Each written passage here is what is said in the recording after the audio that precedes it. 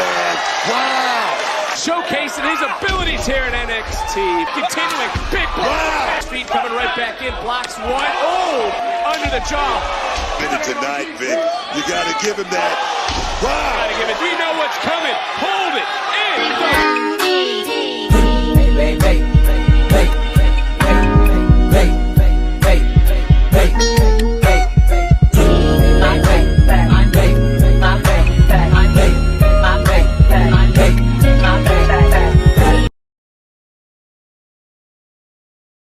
Hey, what's going on YouTube land? It's your boy TJ and welcome to my YouTube channel Wrestling Nostalgia, where I give my reviews on the WWE shows and PLE events. And today we are going to be reviewing NXT May 14th, 2024. And before I get into my video, go ahead and give my video a thumbs up and help me push my video through the algorithm of YouTube and all of the other good stuff.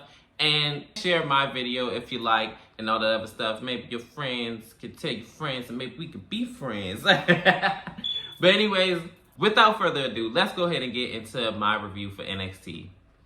So we open up NXT very chaotically. We already starting off crazy. We see Dar is on the ground and I guess somebody attacked him and they're trying to blame Trick Williams, and Lash is like, he didn't do this, he didn't do this. Metaphor is all like, how do you know he didn't do this? And I'm all like, you know how she know. Like, she hang with the man. Like, what's it? Duh. We ain't gonna play semantics here. So, moving on. So, Kiana James came back to NXT to wish luck on Izzy Dane because she's also in the NXT North American Women's Championship qualifying match for Battleground in a ladder match. So she says, I'm gonna be running Raw and you're gonna be running NXT and we're gonna be running WWE together or whatever. We get to Saruka and she says that she's gonna take this thing all the way. She went for #1 and she's gonna be the only one and she's gonna take home the NXT North American Women's Championship. So that's yet to be seen. So in this match, it is Saruka versus Izzy Dane. They actually had a really good competitive match. I actually did really enjoy this. But towards the end of the match, there was certain parts in the match I was like, oh my goodness. Like, I remember when Izzy Dane had slammed Saruka like on the table, and it was just so crazy how she did it. Like, she just slammed her. Then Izzy Dane was like in control of majority of the match. And then Saruka hit her soul snatcher because after Izzy Dane threw Saruka like on the rope, she ended up catching her like on her legs. And then she flipped her and then she just, bam. It looked like an RKO to me. But 1, 2, 3, she wins and she qualifies in the North American Women's Championship match that's going to be at Battleground in a ladder match. In this next segment, it is Idris and Malik. And Malik is all trying to get Idris pumped up in their tag team match that they have coming up. So this is when Malik was all like, yeah, we gonna go out there and we gonna get a dub. Come on, you ready? He was all like, yeah.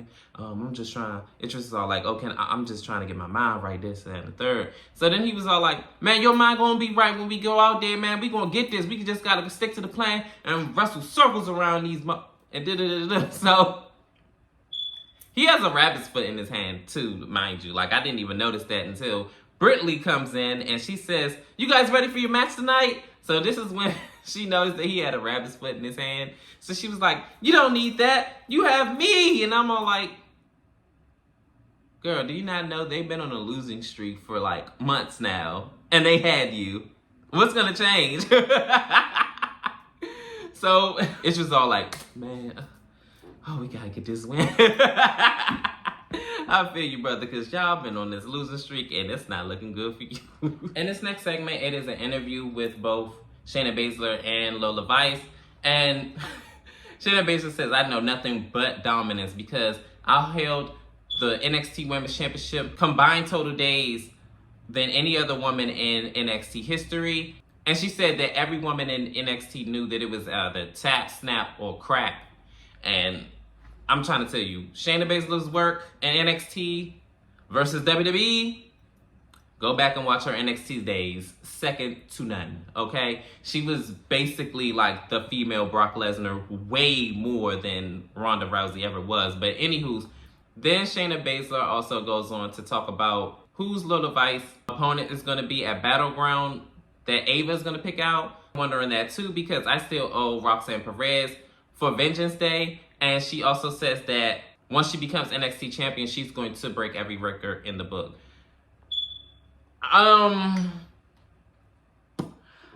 You cute, Lola.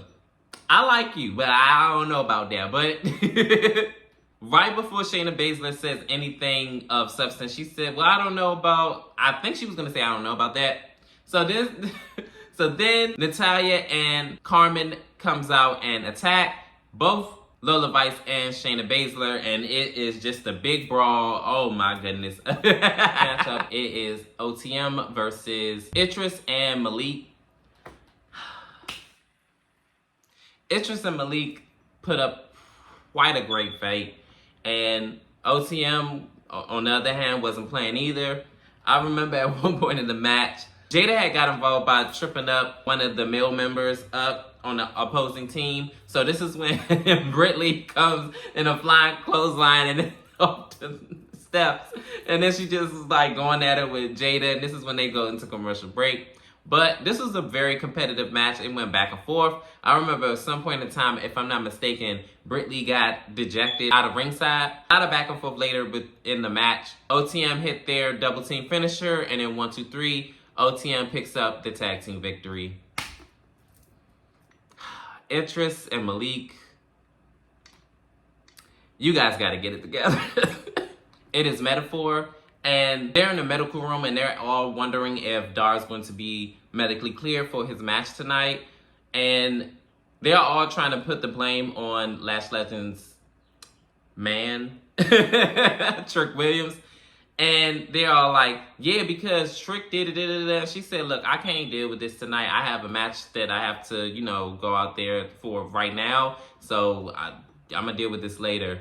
So we're seeing the cracks form within Metaphor. I don't know if they're going to be able to get through this or not, but within time we're going to see. In this next matchup, it is Lash Legend versus Ivy Now. This is a qualifying match for the NXT North American Women's Championship. So they had a pretty standard back and forth match.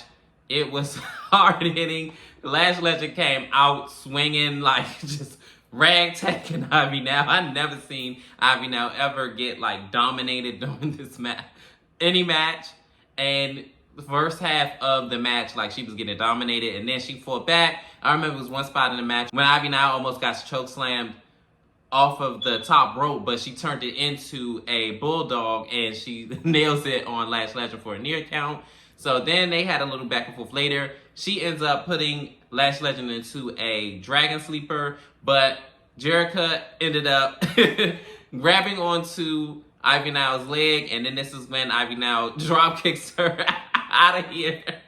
And then she turns her attention back to Lash Legend, and then Lash Legend ends up drop kicking her, and then 1, 2, 3, she ends up advancing into the NXT North American Women's Championship match that's going to happen at Battleground. This next segment, the interviewer asks, did he attack Dar? And he says, whoa, that ain't even my energy. But tonight, I don't even feel like it was even Trick Williams. But what I am going to do out there tonight, since my match is coming up next, in replacement of Dar, it's going to be Meza, and yeah, we going to tear it up tonight.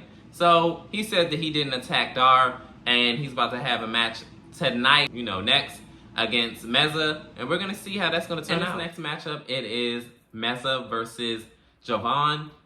They had a really great matchup, actually. I love High Flyers ever since the Hardy Boys era. This was a very competitive match, very back and forth. Oh my goodness, Meza started off on his BS. He came in and just was kicking him and punching he was just you would have thought he beat him like he stole. But they were going back and forth. And I love the fact that we see Jerica again. That's one of my other favorites outside of Lash Legend. And Lash Legend also came out in the middle of the match. So towards the end of the match, Meza got Jerica to distract the referee so that way Lash Legend can give Meza a chair. But in the middle of her getting the chair, this is when Trick Williams came out, and he's like, what you doing? Put that chair down. And she was like, okay. And I'm all like, girl, why the hell you sitting up there? Ain't that your friend? Ain't that your friend? Ain't that your friend? Take it easy for me. Ain't that your friend? Ain't that your friend? Ain't that your friend? Girl, give him that goddamn chair. You sitting up there getting all in ties over there. Help your friend out. So, push on the shove, he beating him down. Meza is beating down Javon. Finally, Javon gets a kick to the face. Javon hits a top rope maneuver. I think it's hit and roll. 1, 2, 3. He wins this match. Oh my goodness. Lash Legend, you got some explaining to do. In this next segment, it is a promo with Wesley. And he says that the last time when he was in this ring, you know, it was a lot different because this is around the time when he had his leg injury and he had to bow out of WWE for a while so that way he could rehab and nurse himself back to health and get his surgery. So he said he had a fight, claw, and scratch to get back in good health. He said that I think that day he started walking. I was like, what? Boy, I would have been down for the count after some knee surgery. Boy, you crazy. A month later, I believe he said that he was back like in the gym, hitting it hard, and yeah, it was tough, and he had trials and tribulations, but he made it through. I wasn't gonna stop until I got back here because I missed this and I love this. So this is when Oba comes out and he says, look, I'm not coming out here to tear you down or nothing like that, but I'm here to uplift you. You know, you have a heart and the spirit of a warrior, but I'm actually a warrior. And even though you took this championship to whole new heights, I'm about to bring it up to a whole new level that you never seen and never ever fathomed in your life before. So if you want a North American Championship opportunity, which Wesley definitely said that he agreed to do so. He said to do what you always do, prove yourself. So this is when Wesley says that, yes, you may have the look of a champion and you check off every box of what a star athlete looks like and everything like that. And I may not check out as many boxes as you, but when I held the North American Championship, and this is when Ivar come out, and all I could think was, so get in the back of the line, bitch. why are you here? You already lost. Nobody wants to see you in the North American Championship picture anymore. Go back to Raw and call it a day, because I'm going to be honest, I'm not interested in seeing him lose again to Oba. It was a cute match. It was nice, but peace out. So Ivar comes out and he says everybody was happy to see Wesley come back, including myself. Me and him have a lot in common. We both had career-threatening injuries. We both actually had the same surgeon. Shout out to him. But he says that basically he's not done with Oba and he wants a NXT North American Championship opportunity. Why, I don't know. Get to the back of the line. Let somebody else have a chance. So Josh comes out and he says everybody's so emotional. You, Wesley, with your comeback story. And you, Ivar, with you trying to show everybody who you really are. Me and you, Oba, we got history. We tore the roof down at Stand and Deliver. And you know I had you beat. So how about we run that back? So, Oba, you know, trying to delegate. Wesley said, if you're the ruler that you say you are, then you would take us all on in a fatal four-way. Oba says, this is why I'm the champion, you are not. He said, fight amongst ourselves and the winner gets me. So basically he's proposing a triple threat match and the winner gets a North American Championship opportunity. I'm here to see that, actually, and I will be here for it. I actually would be here for a fatal four-way too, but either one, I'm here for it. And we're going to see what's going to happen in development in the upcoming weeks leading up to Battleground and who's going to be Oba's next challenger. In this next segment, it is Lexus King. And he's saying, I don't know about you guys, but I feel like I've been on the road lately. And he's just going on and on and on. So then this is when Jasmine comes in and she's trying to get everybody to sign her Get Well Soon card for JCJ. And everybody's like, nah, I'm good off that. So Lexus King said, you know what, you guys are so rude. Like, can't you see that this lovely young lady trying to get everybody to sign Jamie's card? She says, no, it's JC. So he said, okay, so he signs it. And then as she reading the card, it says Jackie. You can't make this stuff up. In this next matchup, it is a tag team match. It is Ridge Holland and Riley versus the Good Brothers.